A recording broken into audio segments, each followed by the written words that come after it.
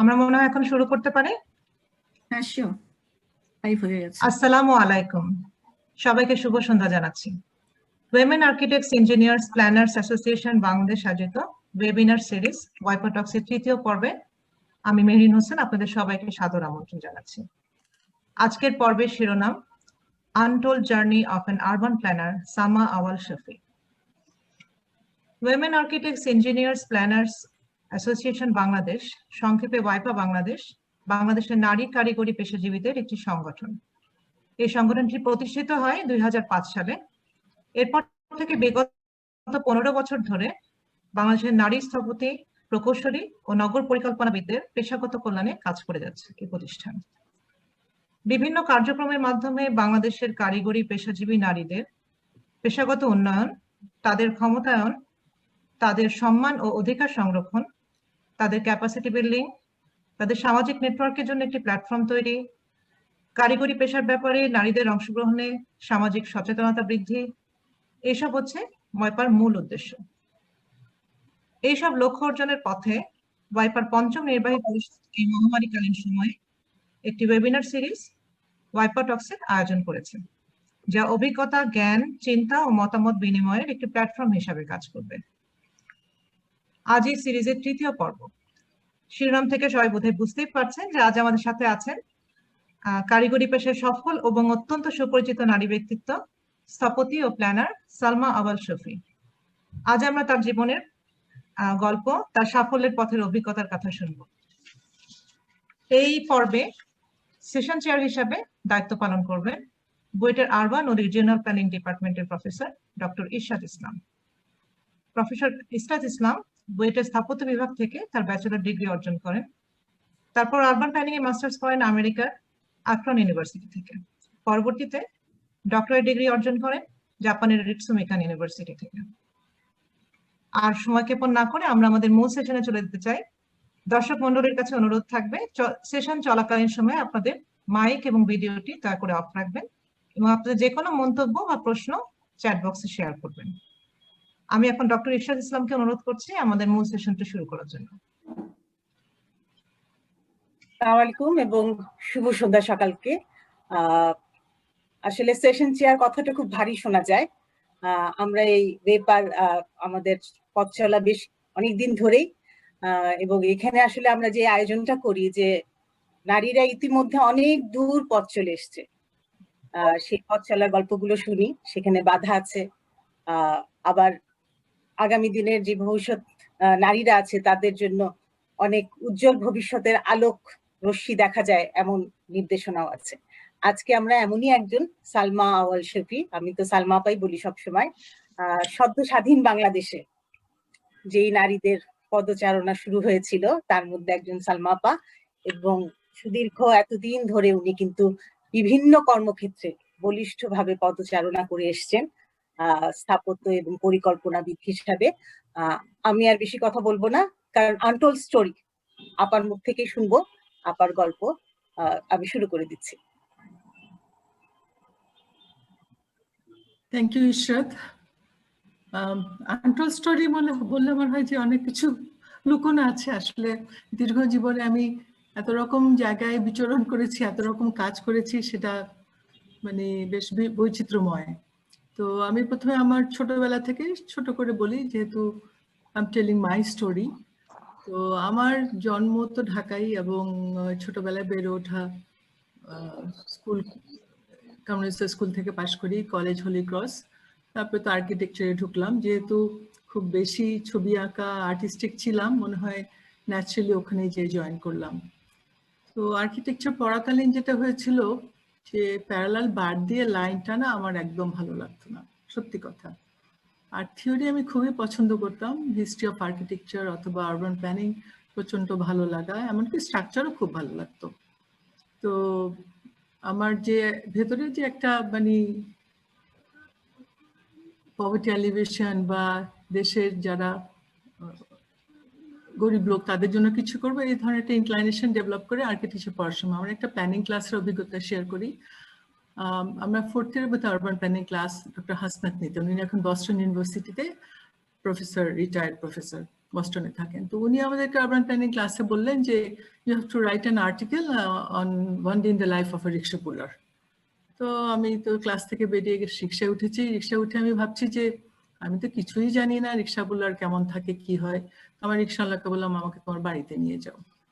কোথায় মালিবাগে একটা বস্তিতে নিয়ে গেল, একটা ঝুপড়ির মধ্যে একটা পরিবার থাকে, চতুর্দিকে আরো অনেক ঝুপড়ি। আমার জন্য এটা একটা ওয়েকিং আপ ছিল। তো আমার মনে হয় সেদিন প্রথমে আমার মনে হয় যে না, আমি এদের জন্য কাজ করব, আমি এই জনগোষ্ঠীর জন্য কিছু করতে চাই। তারপরে তো আর্কিটেকচার পাশ করলাম। কিছুদিন কাজ করার পরে আইআইটিতে আরবান প্ল্যানিং পড়তে গেলাম। তখন হিউম্যান সেটেলমেন্টস প্ল্যানিং বলতো। তো আইআইটি একটা বিশাল অভিজ্ঞতা, কেননা তখন সেখানে সারা পৃথিবীর সমস্ত scholar, academics, architects and urban planners ছিল যারা ভীষণভাবে poverty elevation and human settlements planning এর কাজ করছে। আর থাইল্যান্ড তখন একটা ক্ষেত্র ছিল যেখানে সবাই এসে কাজ করছিল। তো ওইখানে যে ওরা আমাদেরকে যে মাঠ পর্যায়ে যে এডুকেশনটা দেয়, আমাদেরকে সপ্তাহে 1 দিন 2 দিন তো ফিল্ডে নিয়ে যেত, আর 1 দিন আমরা হাউজিং ওয়ার্কশপ করতাম, একটা আরবান স্লাম এরিয়া আপগ্রেডিং আমরা কাজ করতাম। তো সেখানে স্লোমে এঞ্জল, প্রফেসর কামায়ার, প্রফেসর ওয়েবার, প্রফেসর আর্চার, এরকম খুব নাম করা লোকজন ছিল, টিচার ছিল, যাদের সান্নিধ্যে আমার মনে হয় যে আমার কাজের একটা ক্ষেত্র এমনিতেই তৈরি হয়ে যায়। আমি যে আর আর্কিটেকচার প্র্যাকটিস করবো কিনা সেটা তো একজন আর্কিটেক্ট ইনহেন্টলি করে, but that I would work in planning, এটা মনে হয় একটা আমার সিদ্ধান্ত নেওয়া হয়ে গেছিল। আর আমার খুব একটা রিসার্চের প্রতি ইনক্লাইনেশন ছিল সবসময়, যে আমি যেটা মানে ওখানে যে আমার স্ট্রং হলো যে survey, analysis and then planning, এটা যেন সবকিছুর মধ্যে আমি করতে পারি। তো রিসার্চ খুব ভালো লাগে, রিসার্চের টেন্ডেন্সি তো সবসময় ছিল। তো ফিরে এসে আমি আর আর্কিটেক্ট হিসেবে কাজ করলাম না, I started working as an urban planner. তখন বাংলাদেশের স্বাধীনতার পরে বেশ ভালো ভালো কাজ হয়েছে, ভালো ভালো international agencies and planners, architects এসে কাজ করেছে, যাদের সাথে আমি কাজ করতে পেরেছি। এই প্রজেক্টগুলা বা এই ডেভেলপমেন্ট প্রোগ্রামগুলা মানে খুবই, আমি বলবো যে খুব ভালো ছিল। ইমপ্লিমেন্টেশন কতটা হয়েছে হয়নি সেটা অন্য ব্যাপার, কিন্তু আমরা কাজ করতে সুযোগ পেয়েছি, অন্তত আমি সুযোগগুলো নিয়েছি। তো সেই সুযোগের আমি বলবো যে আমার খুব ভীষণ আগ্রহ ছিল যে একটা নতুন লাইনে নতুন ভাবে কাজ শিখবো এবং আমি কাজ করে যাব, নো ম্যাটার অফ আমার ফ্যামিলি লাইফ কি, আমার ছেলে মেয়ে 2জন হয়েছে, তাদেরকে বড় করছি, কিন্তু আমি কাজ কোনোদিন ছাড়বো না। তো এর মধ্যে একটা বছর আমি বুয়েটো লেকচার হিসেবে জয়েন করেছিলাম ইউআরপিতে। তো সেটা থাকা হয়নি কারণ আমি ফ্যামিলি রিজনস আমি আমেরিকায় চলে যাই, তারপর আবার ফিরে আসি। তখন আসার পরে ডক্টর তৌফিক সিরাজ, যিনি মারা গেছেন, ওর সাথে আমি শেলটেক কনসালটেন্ট নামে কনসাল্টিং কোম্পানি শুরু করলাম অ্যাজ ম্যানেজিং ডিরেক্টর। তো আমার মনে হয় 15 বছর আমি কোম্পানি চালিয়েছি, সেটা অনেক অভিজ্ঞতা। সেখানে আমরা architecture, urban planning, socio economic এবং অনেক রিসার্চের কাজ করেছি।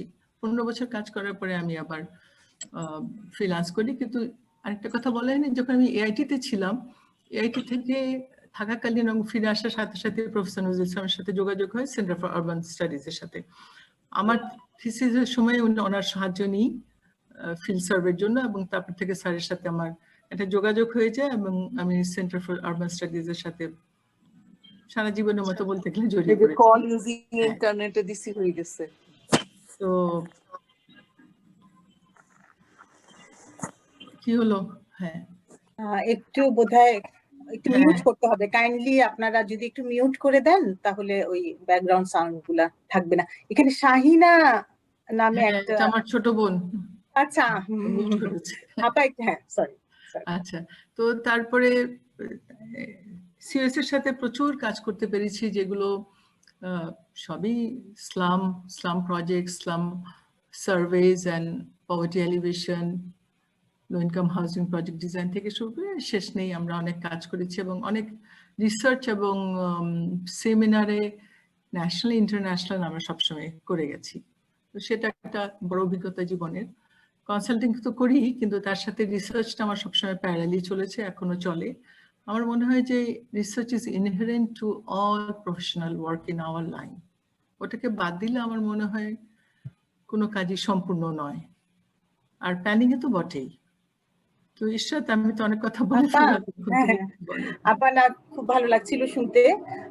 আপনার আসলে কাজ আছে অনেক, এবং আপনাকে আমি রিকোয়েস্ট করেছিলাম যে কিছু কাজ আপনি আমাদের সাথে আজকে শেয়ার করবেন। আপনার সাথে যখন কথা হচ্ছিল অনুষ্ঠানের আগে, তা আপনি বোধহয় কিছু স্লাইড আছে।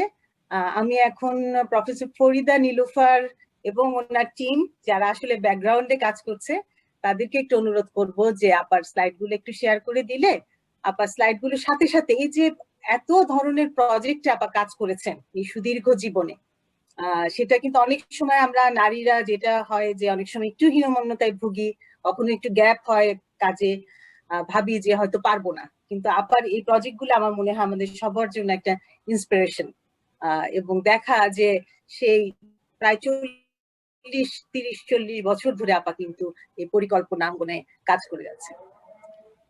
Thank you Ishrat. আমি শেয়ার করছি 12টার মতো স্লাইড, এবং আমার কাছে যেগুলো মনে হচ্ছে একটু ভালো প্রজেক্ট, সবার ইন্টারেস্ট লাগবে শুনতে।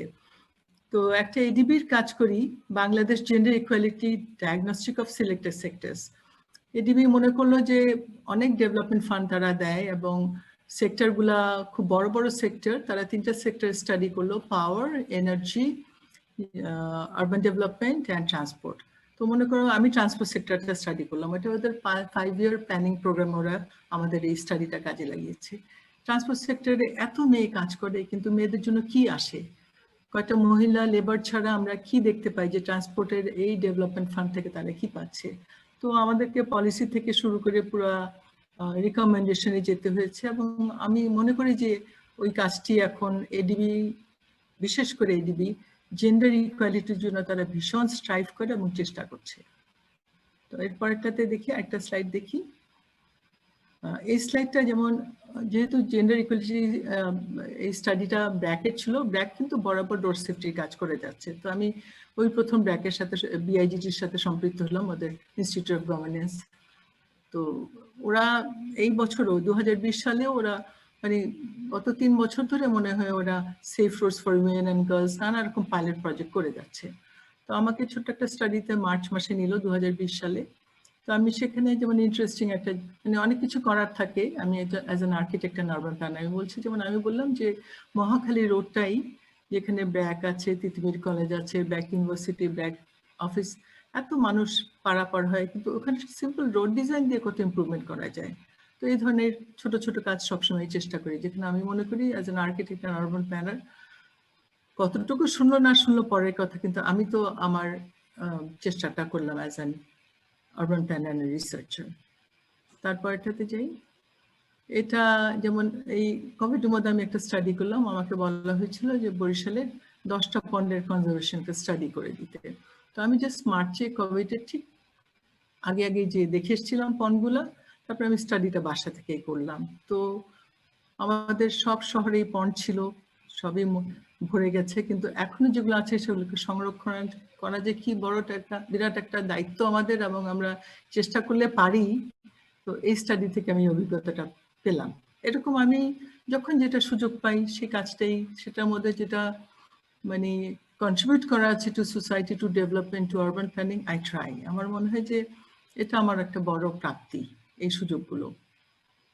তারপরটা দেখি। হ্যাঁ, এটা খুবই ইন্টারেস্টিং একটা কাজ, মাত্র আমরা শুরু করেছি। এটা সিএস এর একটা study, UN habitat study and implementation action planning বলেছে, অ্যাকশন প্রজেক্ট। ঢাকা শহরে মোহাম্মদপুরে একটা আর মিরপুরে 3টা সাইটে আমরা site specific assessment of activating streets and footpaths as public spaces, এটা পৃথিবীর সব শহরেই হয়েছে, কাছের দেশগুলোতে হয়েছে, আমরা এখনো করতে পারি নাই। আমার মনে হয় যেন ইউএনডিপি কয়েকটা জায়গায় ছেলে মেয়েদের খেলার জায়গা করে দিয়েছে, বাট আমরা এবার স্পেসিফিক্যালি স্ট্রিট অ্যান্ড ফুটপাথ করে দিচ্ছি। তো এটা এখনো স্টাডি স্টেজে আছে, যখন ইমপ্লিমেন্টেশন শেষ হবে এবছরের শেষের দিকে আমার মনে হয় সবাই একটু দেখতে পারবে, এবং আমি আশা করব সব শহরে এই ধরনের প্রজেক্ট হবে। এটা একটা পাইলট প্রজেক্ট। Thank you. আমরা সেন্টার ফর আরবান স্টাডিজ একটা কাজ করি 2008 থেকে 10, এটা বিল গেটস ফাউন্ডেশনের সহায়তায়। ঢাকা শহরের নগদ দরিদ্রদেরকে তাদের একটা আইডেন্টিটি দেওয়া। তো এটা একটা বিশাল রিসার্চ ওয়ার্ক ছিল, তার সাথে ছিল কিছু ডিজাইনও করে দিতে হবে। যেমন আমাকে বলেছিল, I was the project adviser manager, তো আমাকে বলেছিল যে যে কোনো একটা ইউনিভার্সিটিতে তুমি একটা 6 মাসের স্টুডেন্টদের কোর্স করে দেবে, তারা যাতে ইসলাম বুঝে, ইসলাম ইমপ্রুভমেন্ট বুঝে। তো আমি এশিয়া প্যাসিফিক চুজ করলাম, সেখানে 6 মাসের কোর্স করলাম। তো স্টুডেন্ট তো খুবই ভালো বুঝলো। তো একটা আউটকাম ছিল একটা বুকলেট, তো আমি জাস্ট বুকলেটের কভারটা দেখালাম। তো এরকম মানে বিল গেটস ফাউন্ডেশন একটা সোশিও ইকোনমিক রিসার্চ স্টাডি থেকেও তারাও মনে করলো যে এখানে আর্কিটেকচারের সম্পৃক্ততা দরকার। এটাই আমার কাছে খুবই ভালো লেগেছিল, এবং আমি তো লো কস্ট হাউজিং ডিজাইন বরাবরই করছি, চেষ্টা করছি যেখানে ইমপ্লিমেন্টেশন সুযোগ থাকলে করছি। এরপরে স্লাইডে চাই। নীলফার, হ্যাঁ, তো এই যেটা কথা বলছিলাম, আমরা একটা সুযোগ পেয়েছি। আমি প্রথম একটা বস্তি ইমপ্রুভমেন্ট প্রজেক্ট করেছিলাম 1990s-এ, তো সেটা পরে ডেভেলপার হাতে চলে যায় জায়গাটা। তারপরে সুযোগ পেলাম আরবান নামে একটা এনজিও, তারা বললো তাদের সদস্য ফান্ড দিয়ে মিরপুর 6-তে একটা প্রজেক্ট করবে। ওটা একটা 6 তলা হাউজিং হয়েছে, অ্যাবাউট 46 স্লাম ডুয়েলার্স ওখানে রিহ্যাবিলিটেটেড হয়েছে। নিজেদের সঞ্চিত অর্থ দিয়ে জমি কিনে তারা, খালি আমি ডিজাইন করে দিয়েছিলাম, হেল্প করেছি। তারপরে এই আরবানই আবার বনশ্রীতে একটা বড় প্রজেক্ট হাতে নিয়েছে, ওটা এখন জাস্ট ফাউন্ডেশন হয়ে গেছে, বোধহয় 1 তলা হয়েছে। এই প্রজেক্টটা হবে, এখানে একটু অ্যাপার্টমেন্টগুলো বড় মিক্স আছে, কিছু হয়তো ওরা স্টাফ নেবে, কিছু নেবে, বাট প্রজেক্ট ইজ অন। তো এটা সিউএস এর সম্পৃক্ততা আছে, আর আমি তো আমার ভলেন্টারি অ্যাসিস্ট্যান্স সবসময় দিচ্ছি। একটা কথা বলি এখানে যে আমি মনে করি আমরা তো কনসাল্টিং করি, সেটা তো একটা আছে প্রফেশনাল ইনপুট দিয়ে প্রফেশনাল ওয়েতে করি, বাট তার বাইরে যত যেখানে সম্ভব আমি ভলেন্টারিলি হেল্প করি, এবং আমার মনে হয় এটাতে আমি খুব রিওয়ার্ডেড হই, ব্যক্তিগতভাবে ফিল করি। It's very rewarding. এরপরটাতে যাই। এটাও একটা খুব interesting project. Asian development bank আমাকে অনেক সময় রিসার্চের কাজ দিত বিটুইন 1990 and 2010। তো 2006-07-এ ওরা 6টা দেশে এশিয়া দেখলো যে খুব খারাপ অবস্থা পাবলিক স্পেসে ক্রাইম অ্যান্ড ভায়োলেন্সের। তো আমাকে ঢাকার স্টাডিটা করতে দিল। এর সাথে বইটার উপস্থাপনায় ছিল, করেছিল উপস্থাপন যখন এটা পাবলিশারের যে সেগমেন্টটা হয়। তো urban crime and violence in Dhaka, এটা করতে যেটা আমার হচ্ছে যে শেষের দিকে আমি যেটা বলবো, public space architecture and planning দিয়ে কি করে সুন্দর করা যায়, সেভ করা যায়, সেই কথাটা অটোমেটিক এসে পড়ে। এবং হয়তো আজকে যে আমি নেবারহুডে যে ডেভেলপমেন্ট কাজ করছি, এটা তারই একটা আউটকাম, সেটা হয়তো পাবলিক স্পেসই। সো আমরা রিসার্চাররা, আরবান প্ল্যানাররা, আর্কিটেক্টরা চিন্তা করি হয়তো ইমপ্লিমেন্টেশন ধীরে ধীরে হয়, বাট হতে হবে যদি আমরা উন্নয়নের দিকে যাই, যেটা এখন বাংলাদেশ যাচ্ছে। Thank you. এরপরটা যাও। এটাও একটা লোকাল হাউজিং প্রোগ্রাম। আমরা এটা মনে হয় প্রফেসর নজরুল আমি করেছিলাম কেয়ারটেকারের সময়। তো উনি বলেছিলেন যে একটা ঢাকার জন্য হাউজিং প্রোগ্রাম আপনারা দিতে পারেন না, তো আমরা 1 বছরের স্টাডি ভলেন্টারি আমরা করে সবাইকেই দিয়েছি, এবং আজকে যে লোকাল হাউজিং সারা দেশব্যাপী করার চেষ্টা হচ্ছে, নিশ্চয়ই আমাদের শহরে বড় বড় প্রজেক্ট হবে, এরকম করেই হবে। তো এই স্টাডিটা আছে, সেরকম কেউ কাজে দেয়নি, বাট আমরা মনে করি আমরা একটা ভালো স্টাডি করেছি, যেটা ভবিষ্যৎ প্রজন্ম নিশ্চয়ই দেখবে, এবং এটা থেকে অনেক আইডিয়া নিতে পারে যদি কেউ চায়।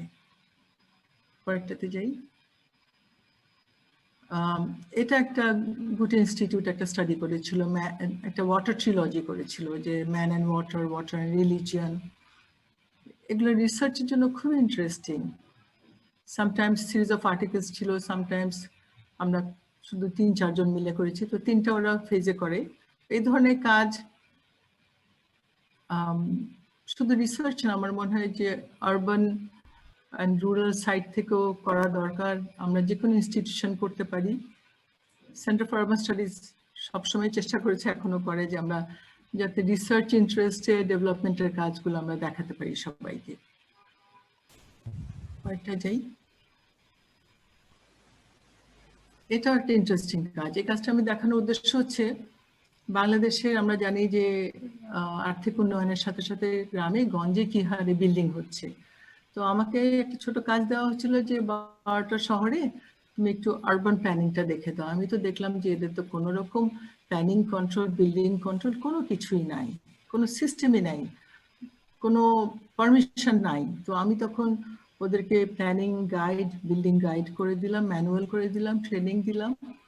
কতটুকু ইমপ্লিমেন্ট করবে জানি না, কিন্তু আমার একটা 3 মাসের স্টাডিতে আমি বেশি আর কত পারি ওইটুকুই করে দিয়েছি। তো এটা একটা, আমি একটা অর্গানোগ্রাম করে দিয়েছিলাম যে কোন প্রসেসে অ্যাপ্লিকেশন হবে এবং এটা কোথায় যাবে, কিভাবে এটার অ্যাপ্রুভাল প্রসেসটা হবে। কিন্তু যেটা অসুবিধা হচ্ছে, আমরা সবাই জানি যে কোনো লোকাল গভর্নমেন্ট অফিসে, বিশেষ করে উপজেলা লেভেল বা স্মল ডিস্ট্রিক্ট লেভেলে কোনো প্ল্যানার, কোনো আর্কিটেক্ট নাই।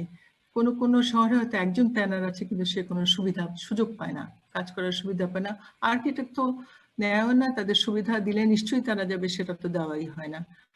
এর যে কত বড় প্রয়োজনীয়তা আছে আমি এই স্টাডি করতে যেয়ে বেশি উপলব্ধি করি, এবং তখন আমি ডিজাইনগুলো করে দিয়ে এসেছি যে যেসব ম্যানুয়াল ইউজ করবে, গাইড করবে। মূলত আমাদের তো বিল্ডিং কোড আছে, আমাদের বিল্ডিং, আমরা যেভাবে বিল্ডিং করি ঢাকায়, প্রসেসে রিভিউ করি, অ্যাপ্লিকেশন করি, সেগুলো সবই আছে, বই আছে, সেখান থেকে নেওয়া, কিন্তু এটা ওই লেভেলে, লোকাল লেভেলের জন্য। তো এটাও একটা ইন্টারেস্টিং প্রজেক্ট ছিল। আচ্ছা, আরেকটা বড় কাজ যেটা আমি সবসময়, মানে প্রফেসর নজরুলের, আমি প্রথম ঢাকা শহরে ওয়াটার এইডের রিকোয়েস্টে পাবলিক টয়লেট পলিসি করে ঢাকার সমস্ত সিটি কর্পোরেশন ওন টয়লেটগুলোর আমরা উন্নয়ন করে দিই, ডিজাইনে এবং প্ল্যানিংয়ে, এবং বড় বড় প্রেজেন্টেশন হয়। ওদের শুরু করতে অনেক দেরি হয়েছে, water aid only last 3-4 years ধরে ওরা করতে পারছে। কিন্তু আমি এই কাজটা যখন যে শহরের প্ল্যানিং এর কাজে যাই, আমি প্রথমে পাবলিক টয়লেটটা দেখি। প্রত্যেক শহরে কিছু না কিছু টয়লেট থাকে, কিন্তু ওগুলোকে উন্নয়ন করে স্পেশালি জেন্ডার ফ্রেন্ডলি, কোথাও তো মেয়েদের জন্য আলাদা কিছু থাকে না, তো সেটার উপর সবচেয়ে আগে হাত দিই। ধীরে ধীরে হচ্ছে, যেমন ঢাকার গুলা তো কিছু হয়েছে। তো এটা একটা নারায়ণগঞ্জের সাইট, সবাই বলবে যে জায়গা নাই, কোথায় টয়লেট করবো, কিন্তু যেইটাতে আপনারা করে ফেলেছেন সেটাকে উন্নয়ন করেন। একটা 2 রুম থাকলেও সেটাকে দোতলা করে উন্নয়ন করা যায়, ছেলে মেয়েদের জন্য জায়গা করা যায়। বাট এটা তো মনে রাখতে হবে যে এটা একটা বড় basic need, and this has to B addressed, otherwise আমরা বলতে পারি না আমরা খুব সভ্য হয়েছি। তো এভাবে আমি সারা বাংলাদেশে মনে হয় অনেক শহরে টয়লেট ডিজাইন করি, কিছু কিছু হয়, হচ্ছে। এটা আমি একটা অনগোয়িং প্রজেক্টে কাজ করছিলাম, এটাই বোধহয় শেষ স্লাইড। ঢাকা সাবওয়ে, ঢাকায় তো মেট্রো রেল আমরা দেখছি, এক্সপ্রেসওয়ে হচ্ছে, আরো অনেক কিছু হচ্ছে, বিআরটি হয়নি, হওয়ার কথা ছিল, এখনো স্টার্ট হয়নি। তো সাবওয়েটা সব দেশ, সব উন্নত দেশেই আছে, এবং এটা একটা বড় সলিউশন টু পাবলিক ট্রান্সপোর্ট। তো পুরো ঢাকার জন্য ডিজাইন হয়েছে, হয়তো 90 কিলোমিটার একটা লাইন হয়তো আগামী 10 বছরে দেখা যাবে। তো যখন আমি ওখানে আরবান ইন্টিগ্রেশন আমাকে স্টাডি করতে দেওয়া হলো, তখন আমি কি করে উপর নিচে দিয়ে লাইন যাবে, কিন্তু উপরে কি করে আরবান ইন্টিগ্রেশন হবে সেটা দেখলাম, সেজন্য আমি কাজ করে দিলাম, করছি এখনো। তো একটা লাইন মনে করেন চলে গেল, সেখানে উপরে লোকাল স্টেশন হলো, নিচে তো সাবওয়ে স্টেশন হলো, সেটা অনেক অনেক ডিপ ডেপথে, কিন্তু যেটা সারফেসে সেই জায়গাটা যদি আগের থেকে প্ল্যানিং না করে, আগে থেকে রিজার্ভ না করে, তো থাকবে না। তো সেই নিমিত্তে যেমন আমি একটা দেখাচ্ছি, আমি বোধহয় 10-12টা স্লাইড করে একটা প্রেজেন্টেশন দিয়েছিলাম যে রাজুকে, যে তোমাদের ড্যাপটা কি করে তোমরা কাজে লাগাতে পারো এই বিষয়ে। তো এটা হাতের ঝিলে একটা স্টেশনের কনসেপচুয়াল ডিজাইন। তো এরকম তো আমরা আর্কিটেক্ট প্ল্যানাররা করেই থাকি, করতে হয় আমাদেরকে, we have to look at the future every time we do something for now. যে সেটা যে কোনো ইনফ্রাস্ট্রাকচার প্রজেক্ট হোক, মানে আমাদের সম্পৃক্ততা থাকলে প্রজেক্টটা অনেক ভালো হবে, অনেক সুন্দর হবে। এটাই আমার মূল বক্তব্য ছিল এই প্রেজেন্টেশনগুলোর মাধ্যমে। Thank you. Thank you Salma apa. আমি জানি আপনার আরো কাজ আছে, আপনি আমাদের সময় স্বল্পতা, আমাদের 1 ঘন্টার এই প্রোগ্রামটা, সেই জন্য আপনি একেবারেই মানে আপনার জন্য নির্দিষ্ট টাইমের মধ্যে শেষ করেছেন। আর সবচেয়ে আমার যেটা ভালো লাগলো, যে আমারও কখনো জানা হয় নাই যে আপনার এত ধরনের জায়গায় আপনার কাজ আছে। এবং সবচেয়ে ভালো লাগছে আরো একটা জিনিস মনে করে, যে আপনার যে স্টুডেন্ট লাইফ থেকে যে প্যাশনটা, সেই প্যাশন যে একটা নগরকে জানা, দরিদ্র মানুষের জন্য কিছু করা, সেই জনগোষ্ঠীর জন্যই কিন্তু আপনি কাজ করে যাচ্ছেন অনেকাংশেই আমার কাছে মনে হচ্ছে। এবং কিছুটা হতাশা ছিল আপনার কথার মধ্যে যে হবে কিনা, কিন্তু নিশ্চয়ই হবে, নিশ্চয়ই হবে। এখনো হয়তো যে দরিদ্র জনগোষ্ঠী জনগোষ্ঠীর জন্য প্রফেসর নজরুল ইসলাম স্যারও কাজ করে যাচ্ছেন এবং এটা নিশ্চয়ই আরো পুরো দমে আরো এগিয়ে যাবে। আমাদের এই জনগোষ্ঠীকে এই অবস্থায় নিশ্চয়ই আমরা দেখবো না আগামীতে, এবং সেখানে আপনাদের যে অবদান সেটা থাকবে। প্রফেসর নজরুল ইসলাম স্যার আজকে আমাদের সাথে আছেন এবং সালমা আপার সাথে উনি, আমি জানি যে অনেক দিন ধরে একসাথে কাজ করছেন।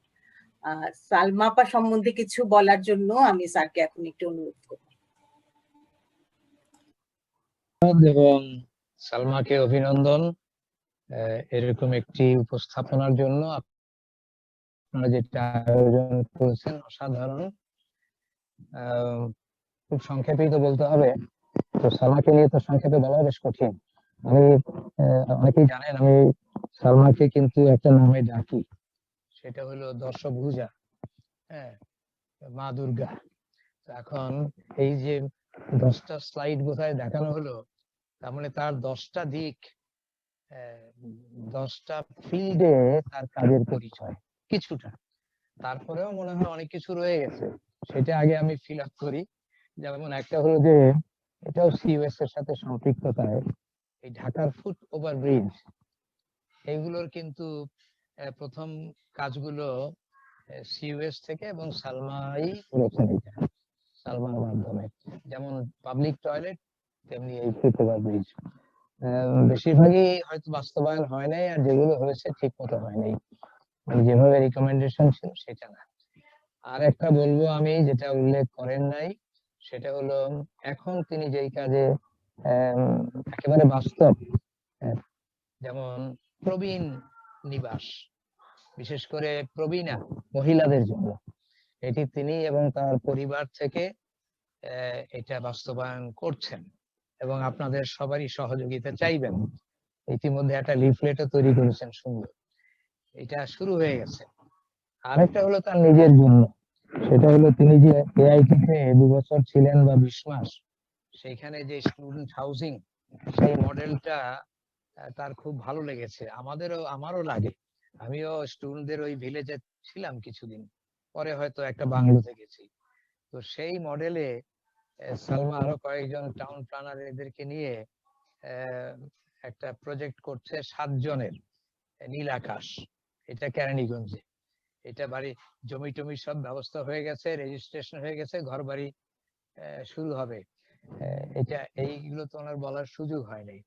আচ্ছা, আর যেদিকে আমি যাব সেটা হলো যে উনি তো বুয়েটের শিক্ষক হয়েছিলেন, তারপরে ব্যক্তিগত কারণে, পারিবারিক কারণে বা প্রফেশনাল কারণে হয়তো পারেন নাই কন্টিনিউ করতে। তো টিচার তো ছিলেন, এবং এই অ্যাটিটিউডটা বা এই প্রবণতা তার রয়ে গেছে, বিশেষ করে গবেষণা। তো গবেষণা তিনি করেই যাচ্ছেন, প্র্যাকটিস করছেন আর্কিটেক্ট হিসাবে, প্ল্যানার হিসাবে তো অবশ্যই। এবং আরেকটা দিকে আমি দৃষ্টি দেওয়ার চেষ্টা করব। তার আগে বলি যে গবেষক হিসাবে তার কিন্তু স্বাদ পূর্ণ হয় নাই।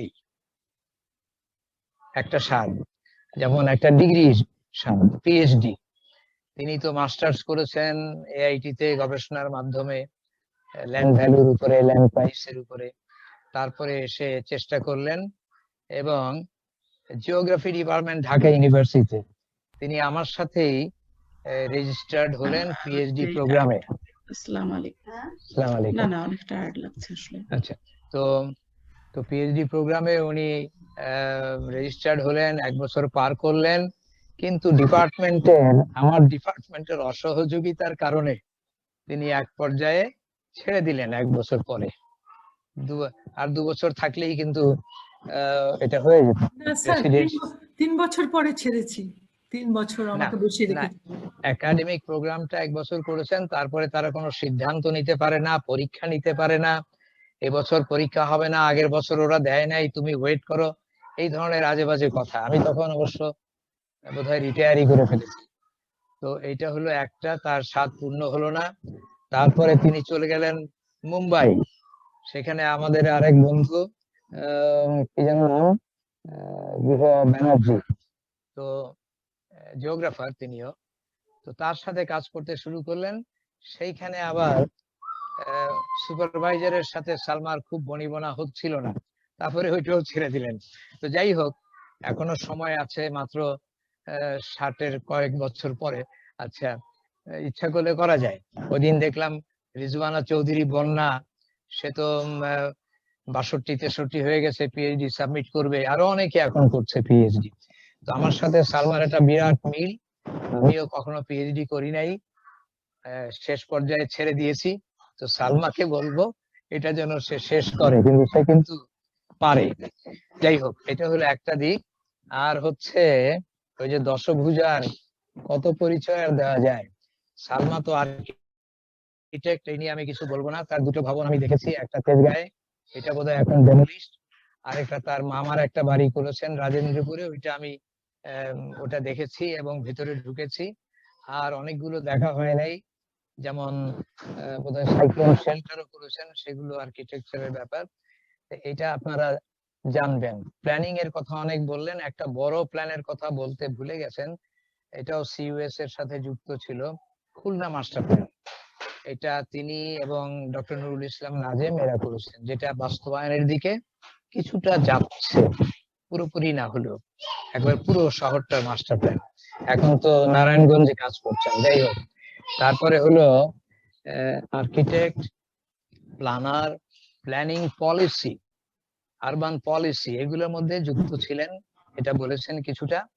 আমি যখন টাস্ক ফোর্সের জন্য কাজ করি আরবানাইজেশন, তখনও ছিলেন। ন্যাশনাল আরবান পলিসি যেটা আমরা তৈরি করলাম, সেটাতে অবশ্যই ছিলেন। আর অত্যন্ত ঘনিষ্ঠভাবে ছিলেন আরবান সেক্টর রিভিউ, এটা আমি ছিলাম প্রথমে টিম লিডার। আমি যখন ইউজিসির চেয়ারম্যান হয়ে গেলাম, আমি আর কন্টিনিউ করলাম না, ছেড়ে দিলাম। ওইটা এসটি ইমাম সাহেব, তিনি এটা লিডার হলেন। আর সালমা, মূলত সালমাই কাজটা, এই বিরাট মোটাসোটা একটা রিপোর্ট, এই ন্যাশনাল আরবান সেক্টর পলিসি, এটা অত্যন্ত গুরুত্বপূর্ণ একটা কাজ, আমাদের এই নগরায়নের দিক নির্দেশনার জন্য খুবই জরুরি। এই জিনিসগুলো ওনার হাত দিয়ে গেছে। তারপরে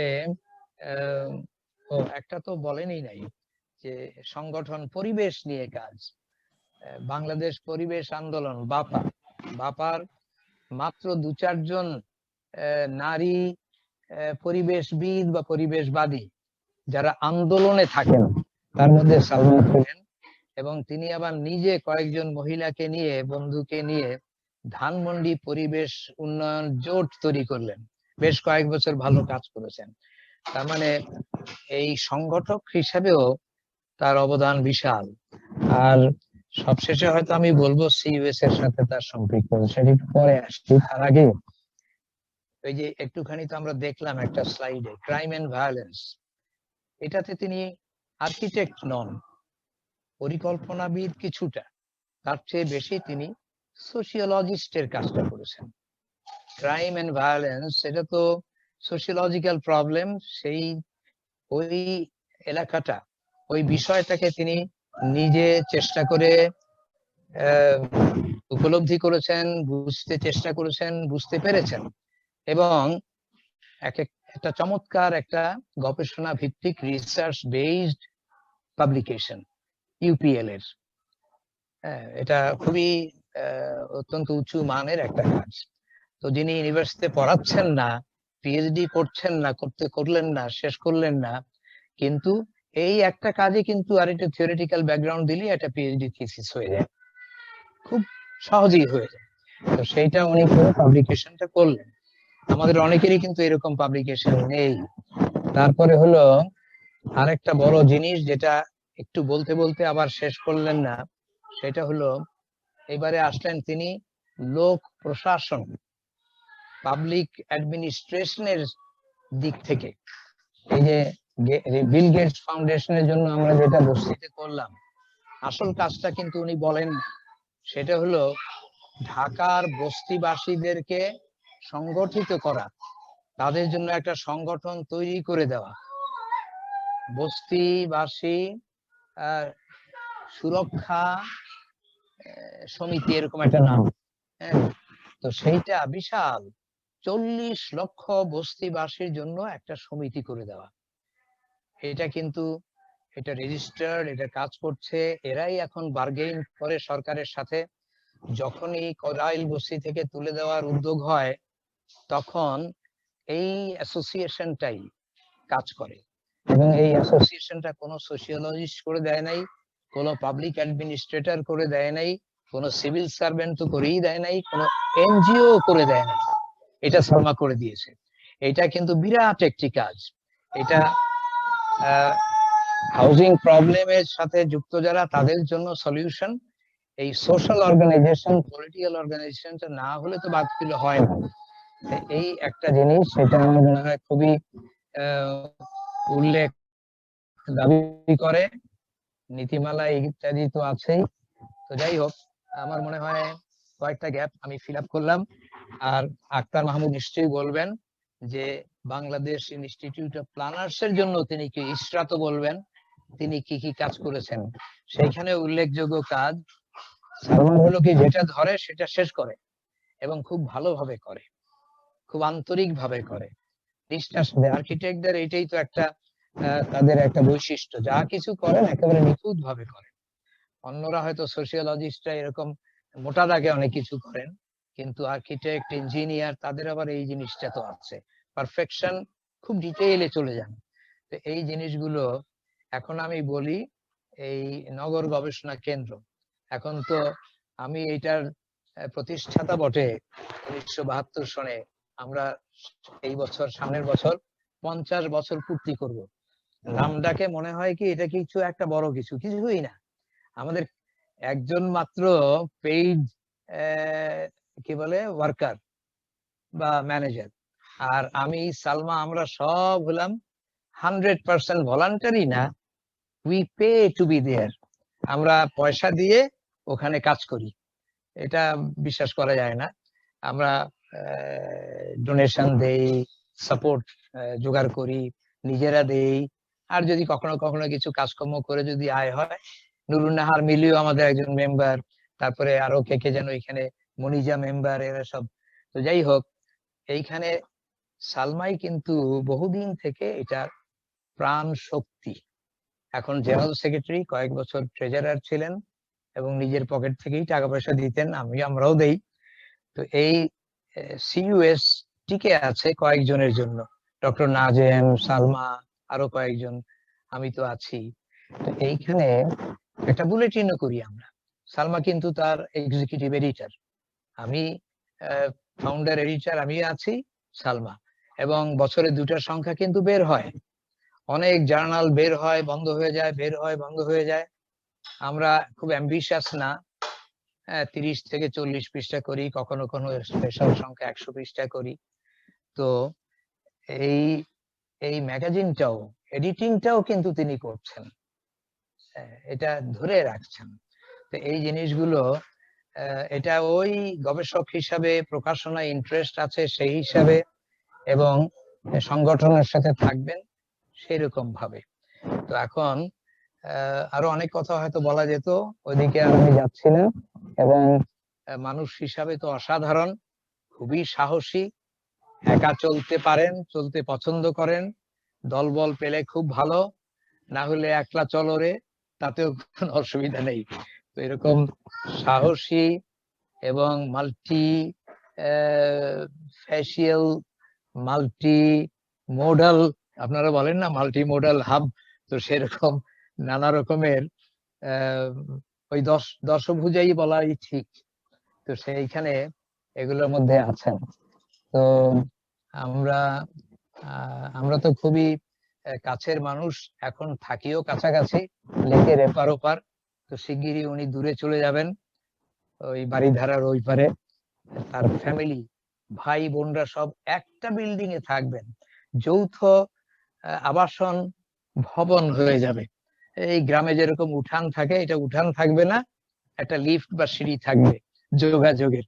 তো এই জিনিসগুলো তাদের এই যে ফ্যামিলি বন্ডেজ, এটা তো অসাধারণ। আর সেটাও আর্কিটেক্টরা তো সবকিছু বেঁধে রাখেন, একটা প্রজেক্টের মধ্যে কমপ্লিট করেন, সেই হিসাবে এটা আমার মনে হয় খুব সার্থক। তো অন্যদের তো সুযোগ থাকতে হবে, আমি এইটুকুই বলবো আপাতত। এবং আমি এখন আমি লিখেই ফেললাম যে সালমাকে বলবো এই স্লাইড গুলো আরো কয়েকটা স্লাইড দিয়ে সামনের সিইউএস বুলেটিনে তার এই যে মাল্টিফ্যারিয়াস পরিচয় সেটা ওখানে একটু লিখিতভাবে তুলে ধরবেন এবং কার্ডসি এই WAEP।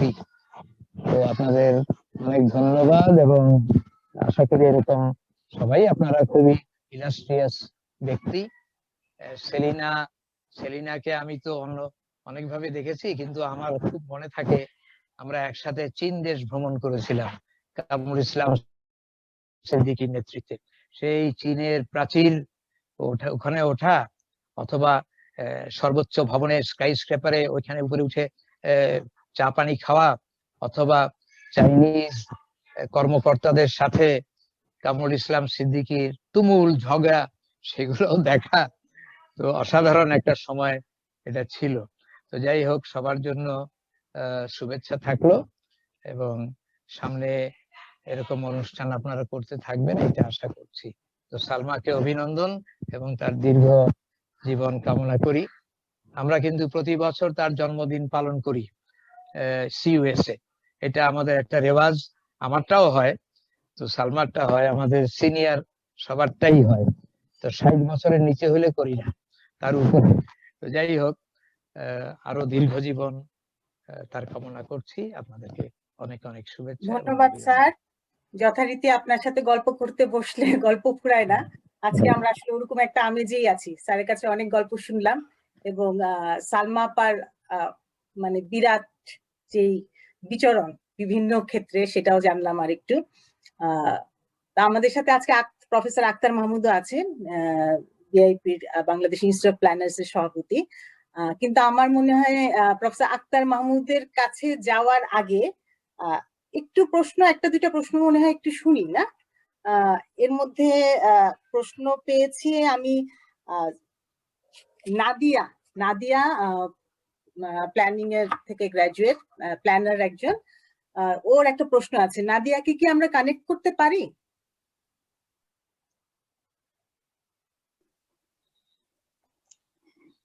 নাদিয়া, আমি তোমাকে তুমি করেই বলছি, আমার যেহেতু। হ্যাঁ, তুমি সরাসরি তোমার প্রশ্নটা করো। হ্যালো, আসসালামু আলাইকুম। আমি নাদিয়া আহমেদ, প্ল্যানার, বুয়েট থেকে গ্রাজুয়েশন করেছি। বর্তমানে ওয়েপার কার্যনির্বাহী কমিটিতে আমি মেম্বার প্ল্যানিং পজিশনে আছি। তো আমার ম্যামের কাছে প্রশ্ন হচ্ছে, সালমা ম্যাম কিন্তু আমরা চিনি, আমি পাশ করার পরে শেল থেকেও জব করেছি, তৌফিক স্যারের শেল থেকে 4 বছর। তো এরপরে আসলে পারিবারিক কারণে আর জব করা হয়নি, তো 6 বছর একটা গ্যাপ হয়ে গিয়েছে। ম্যামের কাছে জানতে চাচ্ছিলাম যে আমি যদি আবার শুরু করি, ম্যাম আপনার অভিজ্ঞতা থেকে যদি একটু বলেন, মানে আসলে এখন গ্যাপ হয়ে গিয়েছে তো একটা মেন্টালি একটু মানে হয়ে গেছি যে কি করব, কোথা থেকে শুরু করব, আবার শুরু করলে কোথায় যাব, একটু যদি ম্যাম আপনার অভিজ্ঞতা থেকে শেয়ার করতেন তাহলে আর কি একটা ইন্সপিরেশন পেতাম আর কি। এখন এটাই আমার প্রশ্ন ছিল ম্যামের কাছে। আচ্ছা, আমি চটপট উত্তর দিয়ে ফেলি। তোমার তো গ্যাপ হওয়াটা ঠিক হয়নি, বাট হয়েছে যখন এখন তুমি কিছু করতে চাও খুব তাড়াতাড়ি যেভাবে পারো তুমি একটা হচ্ছে লেখাপড়া দিয়ে শুরু করো, কোন একটা কোর্সে ভর্তি হয়ে যাও আর নিজে কিছু লেখালেখি শুরু করো। তুমি দেখো সবখানেই লেখালেখি নেয়, একটু চিন্তা করো, একটু পড়ালেখা করো, দু একটা জায়গায় পেপার সাবমিট করো। সবাই তো ছাপায় পেপার দিলেই পেপার পাওয়া যায় না, তো আমার মনে হয় সেটা একটা অ্যাভিনিউ। আর তুমি সার্চ করো কোথায় জব আছে, take any job that you think you can perform. তো একটা থেকে একটা যাবে, একটা থেকে একটা যাবে। তুমি যদি মনে একটা আশা নিয়ে বসে থাকো সেটা হয়তো হবে না। তুমি কোথায় সুযোগ পাচ্ছ সেটা তুমি দেখো। থ্যাংক ইউ ম্যাম, আপনার ঠিক, থ্যাংক ইউ। নাদিয়া, তোমার শুরু করতে হবে আসলে, সব যে কোনো জায়গা থেকে আসলে শুরু করা যায়। এবং শুরু কেন, তুমি তো আগেও কাজে ছিলে, সুতরাং আবার শুরু করবে আর কি, নিশ্চয়ই সেটা হবে।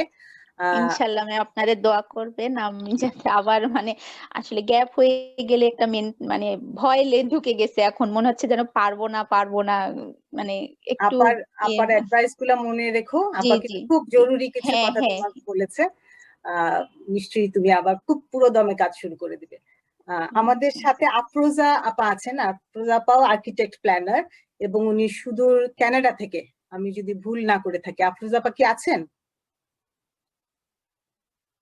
আফরোজা আপাকে আমি কানেক্টেড দেখতে পাচ্ছি কিন্তু মিউট। টরন্টোতে থাকে মনে হয়।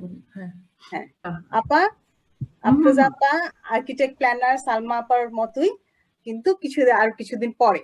আফরোজা আপা কি কিছু বলবেন? কোনো প্রশ্ন কিংবা আপনার কোনো কিছু যদি বলার থাকে সালমা আপা সম্বন্ধে?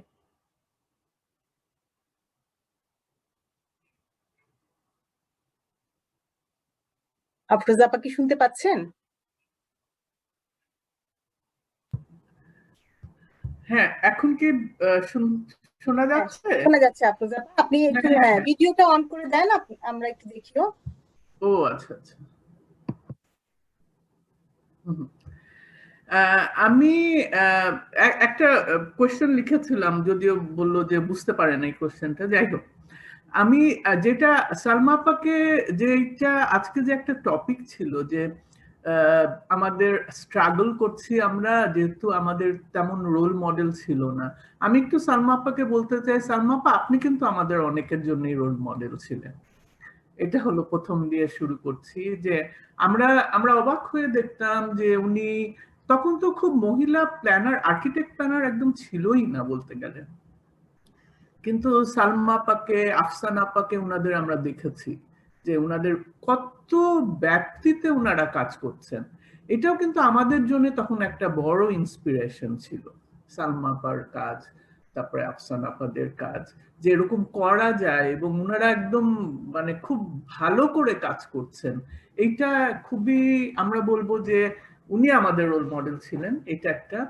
আর আরেকটা কোয়েশ্চেন আমি একটু সালমা আপাকে করতে চাই, যে প্রথম দিকের মহিলা প্ল্যানার আপনারা যারা কাজ করেছেন, আপনাদের কোনো কনসেপ্ট অথবা কোনো আইডিয়া ও প্ল্যানিং এর ব্যাপারে, বিশেষ করে আর্কিটেকচারের ব্যাপারে হতে পারে, এটা কি মানে অ্যাকসেপ্টেন্স এর ব্যাপারে কোনো সমস্যা হয়েছিল কখন আপনারা ফেস করেছেন বিং উইমেন আর্কিটেক্ট প্ল্যানার? এই প্রশ্নটা আমি একটু করতে চাই সালমা আপা, যদি কিছু শেয়ার করেন যে মহিলা হিসাবে আপনার কোনো ফেস করেছিলেন কিনা কোনো সমস্যা। আমি কার্যক্ষেত্রে কোনো কিছুই ফেস করিনি। আমি বরং বলবো যে মহিলা হিসেবে তো আমি সাপোর্টই পেয়েছি। আমার হয়তো অ্যাপ্রোচ করতে কোনো একটা কাজে, আমি মিটিং এ অ্যাপয়েন্টমেন্ট চাচ্ছি জন্য, এগুলো তো তাড়াতাড়ি হয়েছে বরং। কিন্তু যেটা হয় ফিজিক্যালি অসুবিধা কিরকম হয়, when you have to travel, কোনো ধরনের সুবিধা নাই, বা যেটা আমি মহিলা হিসেবে ফিল করি, যেমন পাবলিক টয়লেট একটা বড় ব্যাপার, মেয়েদের টয়লেট একটা বড় ব্যাপার। তারপরে শ্বাস তো রাখতেই হয় একলা কাজ করলে। একটা মেয়েকে একলা চলতে গেলে তার সিকিউরিটি, তার এগুলো নিজেকেই তো ব্যবস্থা করতে হয়, কেউ করে দেয় না। এগুলা তখন একটা বড় চিন্তা থাকতো। when you are young, you are traveling, you are going to places alone, তুমি তোমার সেফটির জন্য কি কি মেজার্স নেবে সেগুলোতে নিতেই হতো। বাট আমার যেটা মনে হয় যে কাজ করতে গেলে সাহসটা রাখতে হয়, সাহস এবং যে আমি অ্যাচিভ করবো, আমি করবো এই কাজটা, আমি সেরে নিব, এটা করতে আমার এটা কাজটার জন্য আমাকে এই কাজটা করতেই হবে, এ ধরনের মনোভাব তো থাকতেই হয়। একটা ছোট উদাহরণ দেই, যেমন একবার একদম প্রথম জীবনে ওই ধামরাই, সাভার আর সিঙ্গাইর উপজেলা মাস্টার প্ল্যানটা, আমি একটা কোম্পানির মাধ্যমে কাজ করছি, আমাকে সিঙ্গাইর যেতে হবে। ইউ ক্যানট ইম্যাজিন, তখন সিঙ্গাইর যেতে হতো মানিকগঞ্জ হয়ে। তো উপজেলা master land use master plan করবো, একবার কি না গেলে হয়, যেতেই হবে। সেই ট্রাভেলটা যে এখান থেকে এখানে, কিন্তু এই মানিকগঞ্জের এই মেঠো রাস্তা আর ইটের রাস্তা ভেঙে কিভাবে যে যেতে আসতে হয়েছিল এটা আমি বলতে পারবো না। এই ধরনের অনেক কাজ করতে হয়েছে যেগুলাকে, তবে কাজটা করতে হলে ফিল্ডে যেতে হবে, এগুলো আমি বিশ্বাস করি এবং এগুলো করতে হয়। এবং মেয়ে হিসেবে অসুবিধা বোধ করিনি, এই জন্য বোধ হয় আমি আমার নিজের অসুবিধাগুলো চিন্তা করে সেইভাবে স্টেপ নিতাম। সবারই নেওয়া উচিত। Thank you. Thank you Salma apa. ধন্যবাদ আফরোজা আপা। আপনার এখন কয়টা বাজে? বেশ, আমার এখানে এখন 8:55 বাজে। সকাল সকাল আমাদের জন্য উঠে গেছেন, ঠান্ডা তো নিশ্চয়ই অনেক অনেক ঠান্ডা। হ্যাঁ, ঠিক আছে, ধন্যবাদ আফরোজা আপা। আমাদের একটা প্রশ্ন পেয়েছি, কিন্তু আমি জানি না কানেক্ট করা যাবে কিনা। আর্কিটেক্ট ফারহানা রশিদ তনু, ফারহানা রশিদ তনুর সাথে কি আমরা ওর কাছ থেকে প্রশ্নটা শুনতে পারি? হ্যাঁ হ্যাঁ পারানা, আপনি আপনার প্রশ্ন করেন সরাসরি।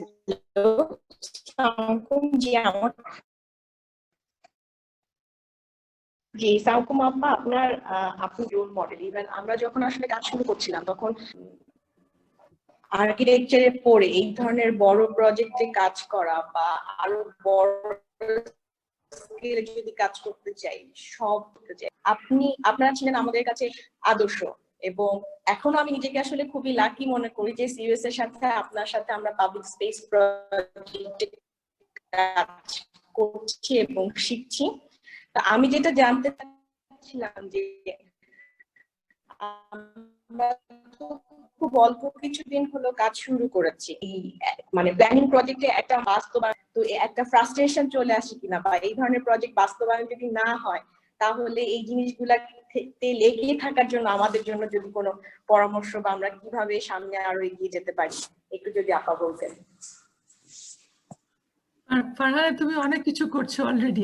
আমি ওকে খুব সাহস এবং সাংঘাতিক মনে করি যে she is going to be a very successful architect and urban planner. কেননা অনেক পাবলিক টয়লেটে কাজ করে ফেলেছে, আমাদের সাথে এখন পাবলিক স্পেসটা কাজ করছে। আর যেটা দুরাশা বা হতাশার কথা বলে, no, you have to have hope. সবাইকে আশাবাদী হতে হবে। আর আমি মনে করি যে কাজটাকে এনজয় করতে হবে। তুমি কাজটা যতক্ষণ শেষ না করছো তুমি এনজয় করে করো, তারপরে ইমপ্লিমেন্টেশনে অনেক রকম ডিসঅ্যাপয়েন্টমেন্ট হবে বা তুমি দেখতেই পাবে না। বাট আমার মনে হয় কাজটাকে এনজয় করে কমপ্লিট করে এটা একটা বড়, মানে আমার মনে হয় বড় কাজ। এবং কাজ যখন আমরা এনজয় করি তখন আমাদের কিছুই মনে থাকে না, যেটা ইমপ্লিমেন্ট হবে কি হবে না সে কথাটা মনে করি না। আমরা তো মনে করি ইমপ্লিমেন্ট হবেই, হয় অনেক দেরিতে হয়। যেমন আজকে কি আমরা সারা দেশে গরিবদের জন্য বাসস্থানের কথা শুনতে পাচ্ছি না? শুনতে পাচ্ছি তো, এটাই তো আমাদের একটা বড় আশার কথা। Thank you. অসংখ্য ধন্যবাদ। Thank you Anu. আমি এই পর্যায়ে আমি মনে হয় প্রফেসর আক্তার মাহমুদের কাছে একটু যাই। প্রফেসর আক্তার মাহমুদ, সভাপতি বাংলাদেশ ইনস্টিটিউট অফ প্ল্যানার্স, অধ্যাপক জাহাঙ্গীরনগর বিশ্ববিদ্যালয় পরিকল্পনা।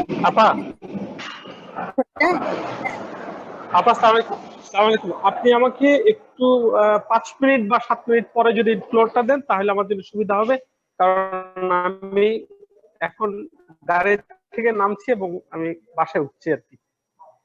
এই মুহূর্তে মানে জাস্ট 5 মিনিট পরে আমাকে ফোন দিন। কোনো অসুবিধা নাই। আমাদের কাছে কয়েকটা প্রশ্ন আছে, এর মধ্যে একটা প্রশ্ন এসছে আব্দুস সালাম, ফিফথ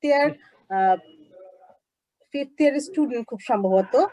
ওনার একটা প্রশ্ন আছে, উনি কি নিজেই বলবেন প্রশ্নটা নাকি আমি বলে দিব? যে প্রশ্নটা যেটা ছিল যে আপার একটা বই আমরা জানি যে crime and violence in Dhaka city, সেখানে কাছে একটা প্রশ্ন এসছে Abdus Salam, fifth year student খুব সম্ভবত, ওনার কাছ থেকে আপনার বই সংক্রান্ত যে কি কি ক্রাইম এবং ভায়োলেন্স, আরবান ক্রাইম এবং ভায়োলেন্সের অন্তর্ভুক্ত। তো বলতে গেলে আমাকে বইটা দেখতে হবে, অনেক কিছুই। তবে তোমরা এখন যেটা দেখতে পাও সেটা হচ্ছে যে সংঘবদ্ধ ক্রাইম তো হয়, ভায়োলেন্স হয়, মেয়েদের উপরে সবচেয়ে বেশি হয়। একটা মেয়ে একলা চলতে গেলে কি অসুবিধা হয়, তো এই জিনিসগুলো বেরিয়ে আসে। এবং সময় একটা বড় ব্যাপার, কোন সময় কি ধরনের ক্রাইম আর ভায়োলেন্স হবে। তো আমার স্টাডিটা ছিল বিভিন্ন ক্ষেত্র নিয়ে, বিভিন্ন space, indoor space, outdoor space নিয়ে। But end of the book আমি আউটডোর স্পেসের উপরে কনসেন্ট্রেট করেছি যে as an architect and urban planner এই জায়গাগুলোর উন্নয়ন করে দিলে অনেক ক্রাইম ভায়োলেন্স বন্ধ করা যায়।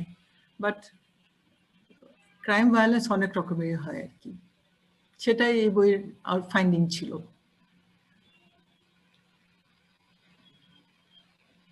যদি আরো ইলাবোরেট জানতে হয়, ডেফিনেটলি একটা বই আপা লিখেছেন, সুতরাং ওইটা কোনো সময় হয়তো আপার সাথে যোগাযোগ করলে হয়তো আরো ডিটেইলে আলোচনা করার সুযোগ হবে আর কি।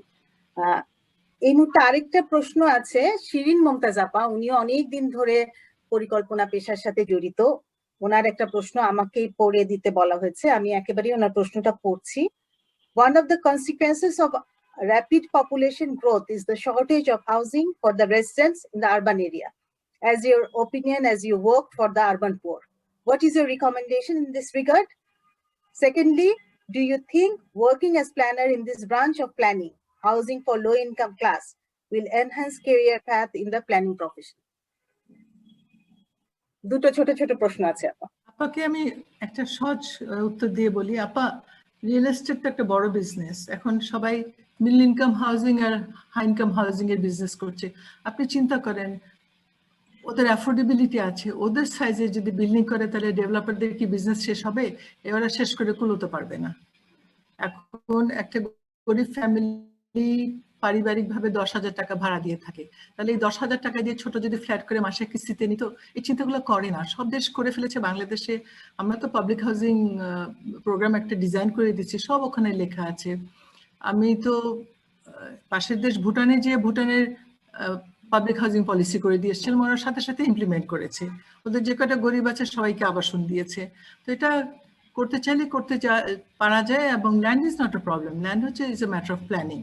ঢাকার চতুর্দিকে কত জমি আছে আমরা সবাই জানি, তার প্রত্যেকটা হাউজিং প্রজেক্ট একটা অংশ যদি মালয়েশিয়ার মতো যদি লোকাস হাউজিং এর জন্য ডেডিকেট করে দেয়, এটা কোনো সমস্যা নাই, it's a good business. So সেভাবে নিলেও housing is a very successful, can be a very successful project for all. Thank you. রিনাপার জন্য বলছি যে এটাও একটা মানে বিশাল একটা জায়গা, একটা সেক্টর, এবং আসলে আমরা হয়তো পরিকল্পনাবিদরা, স্থপতিরা, ইঞ্জিনিয়াররা কোনো এক সময় হয়তো ওয়েপার মাধ্যমেই আমরা একসাথে বসতে পারি যে আমাদের এই বড় সেক্টরটাতে আসলে আমাদের যেটা ইমপ্লিমেন্টেবল, যেটা আসলে বাস্তবায়নযোগ্য প্রকল্প নিয়ে কিভাবে কাজ করা যায়, হয়তো কখনো একটা টপিক হিসাবে আমাদের আসতে পারে। এই পর্যায়ে আমি আসলে আমাদের সাথে মনিজা বিশ্বাস আছে, পরিকল্পনাবিদ। মনিজা বিশ্বাস অনেকদিন ধরে এই পেশার সাথে জড়িত, কাজ করছে। মনিজা বিশ্বাসের একটা প্রশ্ন আছে। মনিজা কি কানেক্টেড আছো আমাদের সাথে? শোনা যায় মনিজা? জি ম্যাডাম, শুনতে পাচ্ছি। জি ম্যাডাম, শুনতে পাচ্ছি। তোমার প্রশ্নটা করো, আমি আপনাকেও তুমি করে বললাম। ম্যাডাম আসসালামু আলাইকুম। ওয়ালাইকুম আসসালাম। ম্যাডাম ইনফ্যাক্ট আমার আপনার কাছে কোনো কোয়েশ্চেন করার মানে দৃষ্টতা নাই, আমি আমার ছোট্ট একটা এক্সপেরিয়েন্সকে আমি শেয়ার করতে পারি ম্যাম? হ্যালো, নিশ্চয়ই। আচ্ছা ম্যাডাম, আমি ছোট্ট একটু ব্যাকগ্রাউন্ড দিতে চাই। এখানে স্যারও আছেন, স্যারকে আমার সালাম। আমি ইনফ্যাক্ট স্যার এবং ম্যাডামের সাথে আমার সুযোগ হয়েছে অনেক দিন কাজ করার, এবং আমার যেটা একটা ছোট্ট এক্সপেরিয়েন্স, আসলে আমি এটা অনেক ফোরামে বলেছি, অনেককে বলেছি, আমি আজকে আরেকবার বলতে চাই। সেটা হচ্ছে যে আমি একটা সময় খুব ক্রাইসিসে পড়ে আমি স্যারের কাছে গিয়েছিলাম একটা কাজের জন্য, এবং আমি যখন জিওগ্রাফি পড়তে আসি, আমি স্যারের ডাইরেক্ট স্টুডেন্ট ছিলাম, এবং স্যার আমাকে খুব স্নেহ করতেন, ম্যাডামও খুব স্নেহ করেন আমাকে সবসময়। এবং দীর্ঘদিন পরে আমি যখন জিওগ্রাফি পড়তে আসি, তখনও প্ল্যানিং এ মানে গ্রাজুয়েশন শুরু হয় নাই, কিন্তু আমি জানতাম যে বুয়েটে এমইউআরপি আছে। তো এরকম একটা ড্রিম নিয়ে আমি জিওগ্রাফি শুরু করেছিলাম যে এটা শেষ করে আমি বুয়েটে যাব। তো এবং আমার সিনিয়র অনেকে গিয়েছিলেন, কিন্তু ওনারা কমপ্লিট করতে পারেন নাই। তো শেষ পর্যন্ত আমি গিয়েছিলাম, এবং একটা পর্যায়ে যখন আমার ক্রাইসিসে আমি স্যারের কাছে একটা কাজের জন্য গিয়েছিলাম, স্যার জানতেন আমি বুয়েটে আরম্ভ করেছি। তো বহুদিন পরে যখন স্যারের কাছে গেলাম, স্যার আমাকে বলেছিলেন যে তুমি তো বুয়েটে গিয়েছিলা, তুমি কি এটা শেষ করেছো? তো আমি বলেছিলাম ইয়েস স্যার। স্যার বলেছিলেন সার্টিফিকেট পেয়েছো? আমি বলেছিলাম পেয়েছি স্যার। তখন স্যার আমাকে বললেন যে বসো এবার। তো এরপরে স্যার আমাকে বসতে বললেন, এবং আমি মনে করি আমি প্ল্যানিং সার্টিফিকেটটা পেয়েছিলাম বলেই স্যার আমাকে, আমার সৌভাগ্য হয়েছিল স্যারের সামনে বসার। এবং আমার প্রথম যে কাজটা ছিল 2005-এ আমি যখন প্রফেশনে প্রথম পা রাখি, একটা দীর্ঘ ক্রাইসিস ওভারকাম করে কিংবা পার করে, সেটা স্যারের রেফারেন্সে, স্যারের হাত ধরে আমাকে স্যার রেকমেন্ড করেছিলেন ডক্টর নাজলি কিবরিয়া, উনি বস্টন ইউনিভার্সিটির প্রফেসর অ্যানথ্রোপোলজি। তো স্যার আমাকে ওনার কাছে পাঠিয়েছিলেন, এবং আমি ওনার কাছে আমার প্রথম কাজের আমার আরম্ভ স্যারের হাত ধরে, স্যারের আশীর্বাদে, স্যারের স্নেহে, স্যারের পরামর্শে।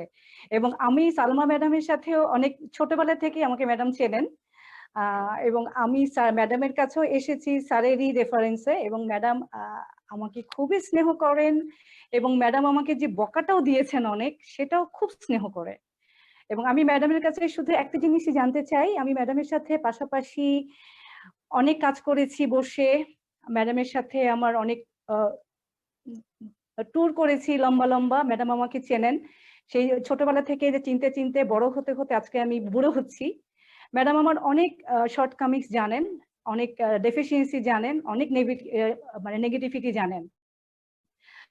আমি শুধু ম্যাডামের কাছে জানতে চাচ্ছি যে ম্যাডাম যদি একটু প্লিজ আমাকে বলেন যে আমার কোন শর্টকামিংস গুলি, কোন নেগেটিভিটি গুলি আমি যদি ইরেজ করতে পারি, তাহলে আমি আরো সামনে যেতে পারবো, আরো অনেক ভালো কন্ট্রিবিউট করতে পারবো। খুবই পার্সোনাল মনে হচ্ছে, তোমাকে এত স্নেহ করি, এটা সামনাসামনি বললে ভালো হতো না? ম্যাডাম সেটা ঠিক আছে, কিন্তু তুমি খুব প্রফেশনাল। ভালো মেয়ে না, আমি পজিটিভলি বলি, তুমি খুব ভালো মেয়ে। তোমার সবচেয়ে বড় গুণ হচ্ছে you are such a good trainer. ওর মতো ট্রেনার খুব কম হয়। আমি যখন এই নগর দরিদ্রদের সংগঠিত করি, ও আমার ট্রেনার ছিল। মানে ও সারাদিন ধৈর্য সহকারে অসংখ্য মানুষের কথা বলতে পারে, ট্রেনিং দিতে পারে। তো তুমি এটাকে পার্সু করো, আমি নেগেটিভ বলবো না, পজিটিভটাকে বলবো। তুমি ট্রেনিং কোয়ালিটিটা নিয়ে look for training jobs. You are an excellent trainer.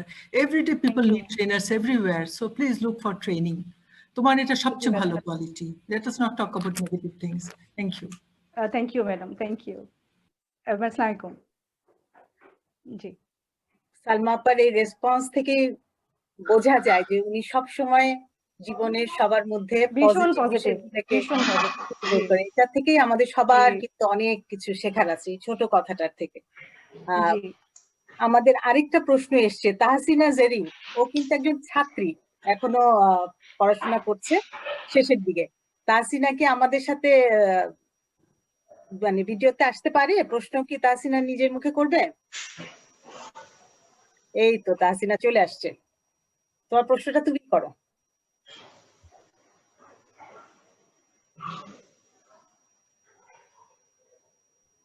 R unmute করে নিতে হবে তাহসিনা, আনমিউট করতে হবে। তাহসিনা মাইক মিউটেড, আনমিউট করে নাও।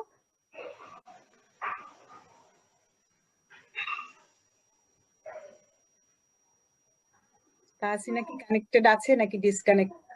তাহসিনা আনমিউট করে নিতে হবে একটু। তাহসিনা আমাকে হ্যাঁ, হ্যালো শোনা যাচ্ছে। হ্যালো, আসসালামু আলাইকুম। কুয়েটের ৪র্থ বর্ষের ইউআরপি বিভাগের ছাত্রী। আপনার কাছে আমার প্রশ্ন হলো যে গ্রাজুয়েশনের পর কি আমি আমার চাকরি করা ঠিক হবে, নাকি পোস্ট গ্রাজুয়েশন করার কথা ভাবতে পারি? এটা ঈশ্বরী উত্তর দাও। না, আজকে আপা আপনার উত্তর দেওয়ার পালা। তাহসিনা, কিছু অভিজ্ঞতার দরকার আছে।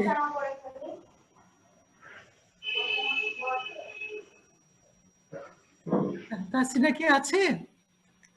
হ্যাঁ আছে, আছে তাহসিনা। আচ্ছা তাহসিনা, তো অভিজ্ঞতার দরকার আছে, সেজন্য একটু কাজ জি আপা, আসসালামু আলাইকুম। তুমি যদি বছর 2-3 কাজ করে তারপর আবার পড়ো, দেখবে তুমি পড়তে অনেক সহজ পাচ্ছ। আর আন্ডারগ্র্যাড শেষ করে গ্র্যাজুয়েট স্টাডিজে ঢুকলে আমার মনে হয় অনেক কিছু বুঝতে পারবে না।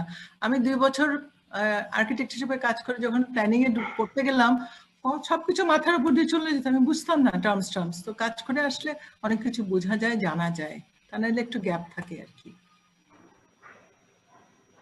আমি হয়তো একটু বলতে পারি, আসলেও প্ল্যানিং এ যেটা হয় একটু কাজের অভিজ্ঞতা থাকলে সেই জন্য হয়তো ইন্টার্নশিপের একটা সুযোগ আছে, কিন্তু সেটা খুবই স্বল্প সময়ের জন্য। কাজের অভিজ্ঞতা থাকলে যেটা সহজ সেটা হলো যে পুরো ফিল্ডটা, কারণ আমাদের পরিকল্পনাবিদদের কাজ কিন্তু একেবারে মানুষকে নিয়ে, সমাজকে নিয়ে, পরিবেশকে নিয়ে, সেটা একটাই আছে। আবার অনেক সময় নানা কারণে হয়তো একটানা পড়ে গেলেও ভালো, একটানা পড়ে গেলে হয়তো শেষ হয়ে যায় পড়াটা আর কি। কাজের সুবিধা না হলে পড়তে হবে, মানে মোট কথা বন্ধ করা যাবে না, সম্পৃক্ততা ছাড়া যাবে না, লেগে থাকতে হবে, সেটাই সবচেয়ে বড় বিষয়। আচ্ছা, প্রফেসর আক্তার মাহমুদ কি এখন একটু ফ্রি হয়েছেন? জি আপা, জি আপা, এখন আচ্ছা আক্তার, আমি জানি প্রফেসর অত্যন্ত ব্যস্ত, বাংলাদেশ ইনস্টিটিউট অফ প্ল্যানার্স এর সভাপতির দায়িত্বে আছে, জাহাঙ্গীরনগর বিশ্ববিদ্যালয়ের অধ্যাপক, এছাড়াও নানা কাজে ব্যস্ত। এই ব্যস্ততার মধ্যে আমাদের সাথে যুক্ত হয়েছে। অনেক ধন্যবাদ ডাক্তার।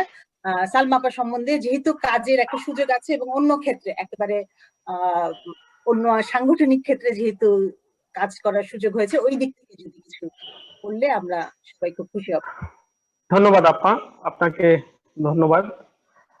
আজকে ওয়েপাকে আমি ধন্যবাদ জানাই তাদের এই যে লেকচার সিরিজের 3 নম্বর যে লেকচার সিরিজ, এখানে একজন আরবান প্ল্যানার কথা বলছেন এই মুহূর্তে, এবং যাকে আমরা চিনি, আমি চিনি গত 22 বছর ধরে। আমি যখন খুলনা ডেভেলপমেন্ট অথরিটিতে টাউন প্ল্যানার হিসেবে কাজ করছি, মহানগর মাস্টার প্ল্যানের, তখন তাকে আমি দেখেছি বিভিন্ন মিটিং এ। তো অনেক সিনিয়র বলে খুব কাছে যেতাম না, কিন্তু ওনার সাথে আমার কথা হয়েছে, অনেকবারই কথা হয়েছে। পরবর্তীতে আমি যখন আবার ঢাকায় চলে আসলাম, জাহাঙ্গীরনগরে জয়েন করলাম, তারপরে আস্তে আস্তে বিআইপি তে যুক্ত হলাম 2006-এ। আপাকে কিন্তু আমি কন্টিনিউয়াসলি দেখেছি বিভিন্ন জায়গায়। যে কথাগুলো এতক্ষণ ধরে আলোচিত হয়নি, আমি সম্ভবত সেই জায়গাটাই আসতে চাই। আপনারা এতক্ষণ প্রফেশনাল অ্যাক্টিভিটিস গুলো বলেছেন, আপা তার প্রেজেন্টেশনে দেখিয়েছেন। নজরুল স্যার একাডেমিক ক্যারিয়ারের কথা বলেছেন, কিছুটা কথা সংগঠনের কথাও স্যার বলেছেন। আমি জানতাম স্যার এটা মিস দিবেন না, এবং স্যার এটা বলেছেন। তা আমার কাছে যেটা মনে হয়, যে কাজগুলো আপনি দেখিয়েছেন, এটা আপনার প্যাশন থেকে আপনি করেছেন, সেটা আপনি বলেছেন। এই কাজগুলো যদি আপনি নাও হতেন, কেউ না কেউ করতো, কেউ না কেউ করেই ফেলতো, কিন্তু কোনটা হতো না যেটা আপনি করেছেন, যেটা আপনার স্পেশালিটি, সেটা হচ্ছে আপনি প্রচুর ভলেন্টারি কাজ করেছেন এবং অ্যাক্টিভিজমের কাজ করেছেন। আমি তো কখনো কখনো নিজকে বিশ্ববিদ্যালয়ের শিক্ষকের পাশাপাশি নিজকে আমি অ্যাক্টিভিস্ট হিসেবে পরিচয় দিতে আমার ভালো লাগে। কারণ এই শহরে অ্যাক্টিভিজমের লোক নাই, এই শহরে ভলেন্টারি কাজ করার লোক নাই। অল্প কজন লোক আছে, হাতে গোনা কজন লোক আছে, যাদেরকে আমরা প্রত্যেককে চিনি, দীর্ঘদিন ধরে চিনি। তারা রাস্তায় দাঁড়ায়, তারা প্রতিবাদ করে, তারা কথা বলে, তারা পেপার পত্রিকায় লিখে, এবং এই আমি যাদেরকে এখন সামনে দেখতে পাচ্ছি, ওনারা সেই মানুষদের মধ্যেই মানে কজন মানুষ। নজরুল স্যারকে, সালমা আপাকে আমি মানে যখন আমি সবে মাত্র পাশ করে বেরিয়েছি, তখন থেকে দেখেছি স্যার এবং আপনি সালমা আপা, ইশরাত আপা, আপনাদেরকে আমি তখন থেকে জানি যে আপনারা সব সময় এই ভলেন্টারি কাজগুলো করেছেন। এই কাজগুলো ওই ঘরে খেয়ে বনের মোষ তাড়ানোর মতো। এই কাজগুলো কাউকে না কাউকে করতে হবে, সেই কাজটা আপনারা করেছেন। আমার কাছে ভালো লাগতো যে সালমা আপাকে দেখে যদি আরো অনেক মানুষ আসতো। আমাদের দেশে যে সোশিও ইকোনমিক অবস্থা, আমাদের দেশের যে গভর্নেন্স প্রসেস, এখানে সারাক্ষণই এই ধরনের অ্যাক্টিভিজমের কাজ, ভলেন্টারি কাজ প্রচুর পরিমাণে করা দরকার। সালমা আপা কিন্তু আমাদের দেখিয়েছে, আমরা তার কাছে দেখেছি যে কমিউনিটি লেভেলে কিভাবে অ্যাক্টিভ হতে, কমিউনিটি লেভেলে একটা মানে একটা কমিউনিটিকে কিভাবে পরিবর্তন করে দিতে, তার প্রতিবাদ, কথাবার্তা, মানে সাংগঠনিক তৎপরতা সবকিছু এর মধ্যে ছিল। তো আপনাদের দেখে কিন্তু আসলে আমরা শিখেছি।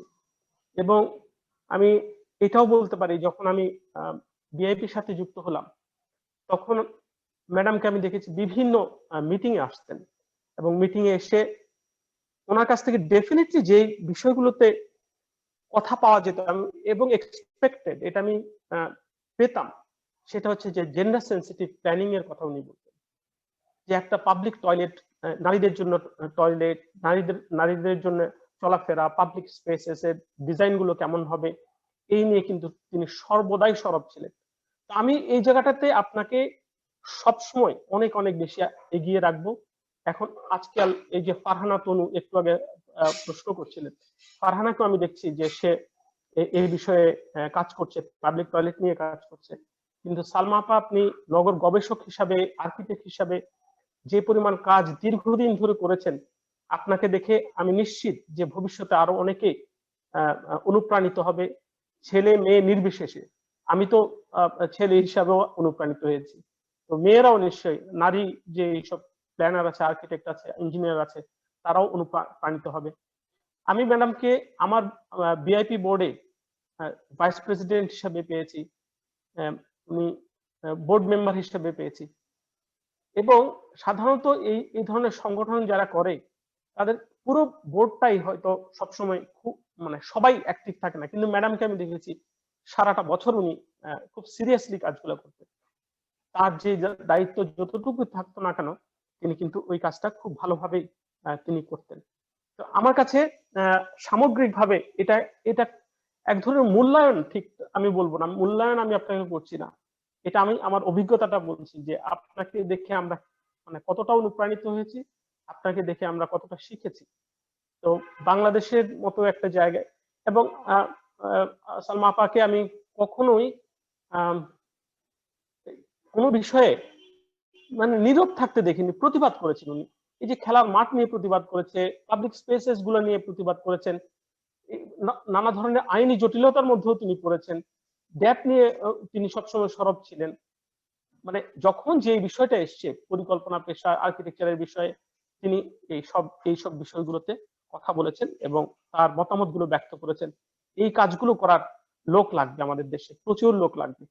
তো ধন্যবাদ আপনাকে, আপনার যে দীর্ঘ জার্নি, আনটোল্ড স্টোরি, যেটা আপনি হয়তো বলেননি, আমি হয়তো কিছুটা আলোকপাত করলাম। তো আপনার এই সামনের দিনগুলো ঠিক একইভাবে যাক, আপনাকে দেখে আমরা আরো শিখতে চাই। তো ওয়েপাকে ধন্যবাদ আমাকে কিছু কথা বলার জন্য। ধন্যবাদ সবাইকে। ধন্যবাদ ডাক্তার। ধন্যবাদ ডাক্তার। অনেক আরো কিছু জিনিস আমরা আসলে জানলাম, এবং সবচেয়ে বড় বিষয় কি আমরা অনেক সময় হয়তো শুধুমাত্র আমাদের যে প্রফেশন সেটার কথাই হয়তো ভাবি যে ওখানে আমি কি করলাম, কিন্তু আরো অনেক বিশাল ক্ষেত্র আছে যেখানে আমরা কাজ করতে পারি এবং ওর মাধ্যমে আসলে আমাদের যে কর্মজীবন, ছোট জীবন, সেখানকার যে পরিতৃপ্তিটা হয়তো পাওয়া যায়। তো আজকে এই প্রাণবন্ত আলোচনার প্রায় শেষের দিকে চলে এসেছি আমরা। আমাদের ওয়েপার সভাপতি স্থপতি সেলিনা আফরোজা আপা, আপনি বোধহয় একটা প্রশ্ন করবেন। জিনু আপা, সালমা আল শফি, উনাকে আমরা জিনু আপা বলেই উনি পপুলার, মানে উনি পরিচিত বেশি। তো উনাকে আমরা ডিপার্টমেন্ট অফ আর্কিটেকচারে পেয়েছি। আমরা যখন ভর্তি হই তখন উনি সেকেন্ড ইয়ারে পড়েন, তো তখন থেকে উনাকে চিনি। জিনু আপার যে এত মাল্টিডিসিপ্লিনারি কোয়ালিটি আছে, এই যে আজকে যে আনটোল্ড জার্নিতে যেগুলি যে এগুলি আমরা তথ্যগুলি জানতে পারলাম, এটা অ্যামেজিং। আমি মানে আমার জানা ছিল না, কেননা আমরা তো আর্কিটেকচার পড়ার পরে ওনার সঙ্গে তারপরে আর ওরকম ভাবে প্রফেশনাল যোগাযোগটা নাই, এমনি হাই হ্যালো আছে। কিন্তু আজকে যে এগুলি জানলাম, এটাকে ডিটেইলে অনেক মানে জানতে হলে আমাদের আরো অনেকগুলো সেশন করার দরকার আমার মনে হয়। তবে আমার জিনাপার কাছে একটা প্রশ্ন, যে আপনি architect, urban planner, researcher, educator, activist, তো কোন প্রফেশনটা বা কোন ইয়েটা আপনার কাছে বেশি চ্যালেঞ্জিং মনে হয়? মানে এতগুলি কাজ যে আপনি করছেন আপনার এই মানে 60+ এজে, তো অনেক কাজ করেছেন, এর মধ্যে কোন রোলটা আপনার কাছে সবচেয়ে বেশি চ্যালেঞ্জিং মনে হয়েছে? এটাই আমার আজকে ছোট্ট একটা প্রশ্ন। Thank you. চ্যালেঞ্জিং বলতে তো পজিটিভও হয়, নেগেটিভও হয়। তো তুমি কোন চ্যালেঞ্জ মনে করো? যেমন যে কোনো কাজ, মানে কোনো সমস্যা সমাধান করতে গেলে ইন প্ল্যানিং, এই চ্যালেঞ্জটা আমার খুব ভালো লাগে। এটা কোনো চ্যালেঞ্জই মনে হয় না, বিকজ আমি এটাকে উদ্ধার করে ছাড়বো, এটা সলিউশন আমি বার করবো, এরকম মনে হয়। কিন্তু যখন আমি কোম্পানি চালাতাম, 15 বছর চালিয়েছি এজ এমডি, আমার বিজনেস প্রকিউরমেন্টটাকে আমার খুব কষ্টের কাজ মনে হতো, যে জন্য আমি করি নাই আর।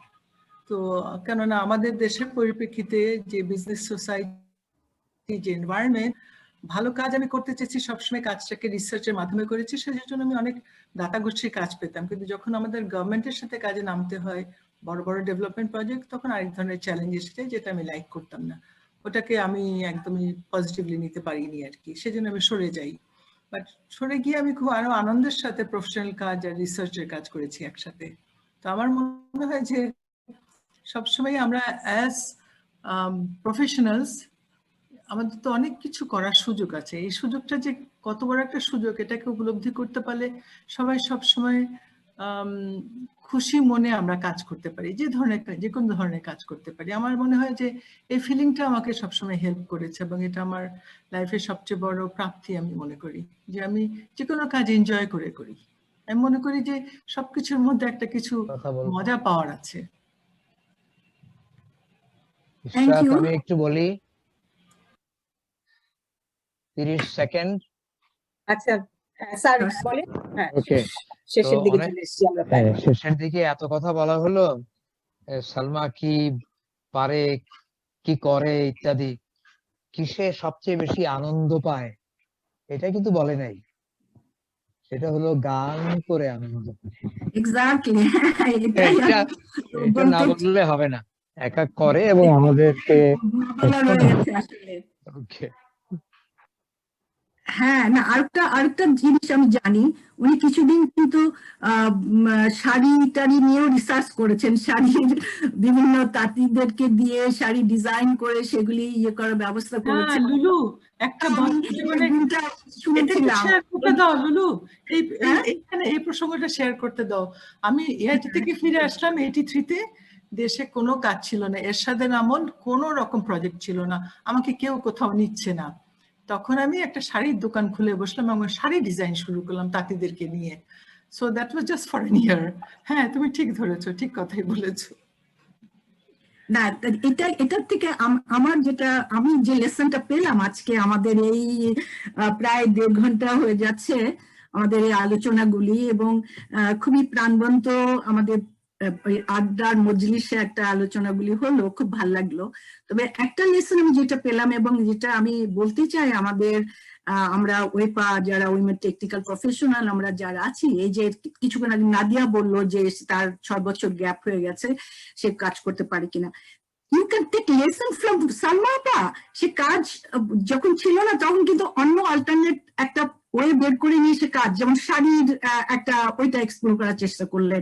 বিভিন্ন কাজ করার আছে। আমাকে যে শুধু মানে আমি যে প্রফেশনাল ডিগ্রিটা নিয়েছি সেটাই করতে হবে, নট নেসেসারি। আমার এই টেকনিক্যাল প্রফেশনাল যে টেকনিক্যাল এডুকেশনের সঙ্গে যে যে সাবজেক্ট গুলি জড়িত আছে, যে আছে, সেগুলির বাইরেও কিন্তু অনেক কাজ করার থাকে, এবং সেগুলি যদি ইন্টারেস্ট নিয়ে করা যায় সেটাও একটা কাজ হয়, এটাও একটা চ্যালেঞ্জ। এবং এই চ্যালেঞ্জ গুলি মোকাবিলা করতে পারলে আমি তো বলবো যে এটা আমাদের মেন্টাল স্যাটিসফ্যাকশন এবং আমাদের লাইফের সাকসেস, আমার কাছে এটা মনে হয়। এবং এই যেটা সালমা পার্কটা বললেন যে আমাদের মেন্টাল স্যাটিসফ্যাকশন আর কমফোর্টের ব্যাপারটাও আছে, আমরা কোন কাজটা করে কমফোর্ট পেতে পারি, হ্যাঁ, সেই কাজটাই আমি আমার এক্সপার্টাইজ গ্রো করি না কেন, সেটাও কিন্তু করা হচ্ছে। কোনো কিছু না করাচ্ছে, একটা কিছু কাজ করে সেটাতে এস্টাবলিশ হওয়াটাও এটা অনেক বড় ব্যাপার, আমার যেটা মনে হয়। Thank you very much. Thank you Lulu apa. আমি একেবারে মানে ফর্মালি সালমা আপাকে আবার অনেক ধন্যবাদ জানাচ্ছি, কারণ এত সুন্দরভাবে উপস্থাপন করেছেন, এত সাবলীল ভাবে, সহজ করে, এবং আসলে আপনার এই দীর্ঘ কর্মজীবনের এবং আরো সুদীর্ঘ হবে বলে আমি আশা করি, এটা আরো অনেক সুদীর্ঘ হোক, এবং আপার গান শোনা, অন্য গল্প করা, সেগুলো আরো মজার ব্যাপার হবে। ওয়েপার মধ্যে আমরা যে সবসময় সব কঠিন আলোচনা করব তা কিন্তু না, নিশ্চয়ই আমাদের মধ্যে এরকম আড্ডারও বিভিন্ন আয়োজন থাকবে মাঝে মাঝে। তো এই পর্যায়ে আসলে আমি আমার সঞ্চালকের যেই দায়িত্ব, সেই দায়িত্ব থেকে আমি এখন অব্যাহতি নিয়ে মেহেরিনকে দিচ্ছি, এবং এর মধ্যে যদি কোনো ত্রুটি হয়ে থাকে সবাই মার্জনা করবেন। সবাই ভালো থাকবেন। ধন্যবাদ ইশরাত আপা, আসলে অনেক অনেক ভালো লাগছিল শুনতে, এত সুন্দর প্রাণবন্ত একটা অনুষ্ঠান, এত আড্ডা, তাও আমাদের শেষ করে দিতে হচ্ছে সময় স্বল্পতার কারণে। সালমা আপা, একটা কথাই মনে হলো এই আড্ডা থেকে, সালমা শফি হয়তো একজনই, ওয়ান এন্ড অনলি, স্যারের ভাষায় 10 ভুজা, সেটা হয়তো আমরা হতে পারবো না, রোল মডেল হয়তো আমরা সবাই হতে পারবো না, কিন্তু আপনার কথা থেকে এটাই স্পষ্ট হলো, আমার কাছে মনে হলো যে কাজের প্রতি প্যাশন, ভালোবাসা এবং কাজ করার জন্য যে নিষ্ঠা এবং দৃঢ় সংকল্প হয়, এই ব্যাপারটা খুব জরুরি। এবং সেটা থাকলে, প্যাশন যদি থাকে সেই কাজে এবং সে এই কাজ থেকে যদি দেশের জন্য, সমাজের জন্য, মানুষের জন্য কিছু করার একটা আত্মতৃপ্তিও পাওয়া যায়, তাহলে বোধহয় অনেক বাধা বিপত্তি বা পার হওয়ার একটা অনুপ্রেরণা বা মানসিক দৃঢ়তা পাওয়াটা একটা সোর্স পাওয়া যায় আর কি। সো যাই হোক, আশা করি আমাদের দর্শকরা আপনার এই কথাগুলো থেকে, এবং আপনি যেসব কথা অনেক কিছু বলেননি হয়তো বিনয় করে, আমরা স্যারের কাছ থেকে বা আক্তার মাহমুদ ভাইয়ের কাছ থেকে আমরা আরো কিছু শুনে নিয়েছি, যা হয়তো আপনি হয়তো বলতেন না, আমি জানি না। তো এসব থেকে আশা করি আমাদের দর্শকরা, এবং আমরা তো পেয়েছি, আমাদের দর্শকরা আশা করি অনেক অনুপ্রেরণা এবং পথ নির্দেশনা পেয়েছেন।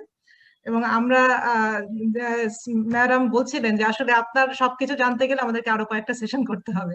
তো আশা করি এবারের মতো আমাদের আরো কোনো আয়োজনে বা আমরা ওয়ার্কশপ, সেমিনার এগুলো করারও ইচ্ছা আছে আপনার কাজ সম্পর্কে বা লো কস্ট হাউজিং সম্পর্কে, প্ল্যানিং সম্পর্কে আপনার কাছে আমরা আরো অনেক কিছু জানতে চাইবো।